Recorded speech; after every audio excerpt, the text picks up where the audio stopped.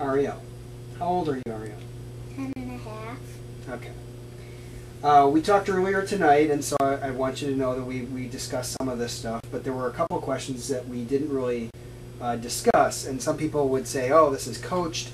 We did talk about some things, we discussed some things, but this was not a staged kind of conversation. I asked you basically, what are the three branches of the government?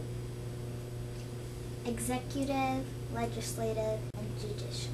Okay, and we did talk about that, though. And you needed some, basic review or whatever.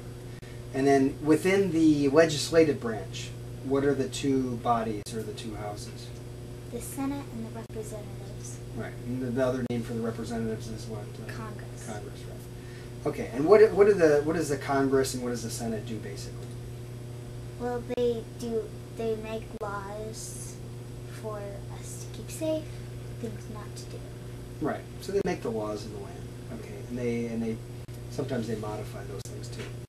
So if let's say you were a senator, if you were on the Senate Armed Services Committee, what does the Senate Armed Services Committee basically handle? What kind of things do they deal with? They deal with military. Okay, and what are the sort of the branches of the military that you know of? Army, Navy, and the Marine. That's right. So there's basic three branches of the military, and the Senate Armed Services Committee, they're special senators because they deal especially with the military. So if you were on the Senate Armed Services Committee, one of the things that you would be exposed to would be the National Intelligence Estimate. The National Intelligence Estimate, basically, we talked about, and I told you didn't know about it. The National Intelligence Estimate on Iraq talked about Iraq. It talked about possibly if Iraq was a danger to other countries or the United States and those kind of things. And it was used as a basis for deciding whether we should go to war, or in other words, we should do military action in Iraq. So if you were on the Senate Armed Services Committee and somebody handed you this big booklet, which was the National Intelligence Estimate, what would you do with it? And I asked you that question. Did we discuss how you should answer that question? No, we did not. Okay. So if I gave you that and you were on the Senate Armed Services Committee, what would you do with it, with the National Intelligence Estimate? I'd study it real hard so I would know what it's about. Okay. Now, if you were in the same situation and somebody said, I read the National Intelligence Estimate and I'm going to tell you about what I think about it. Which would you, if you were on the Senate Armed Services Committee and you were deciding, what you thought about it, which situation would you rather have? Would you have somebody brief you on it or tell you about it, or would you rather read it yourself? I'd rather read it myself. And why? I'd rather read it myself because I should see if they're right or wrong, so I can actually know what the answer is. Right, whether you should vote for a war, whether you shouldn't vote for a war in this situation.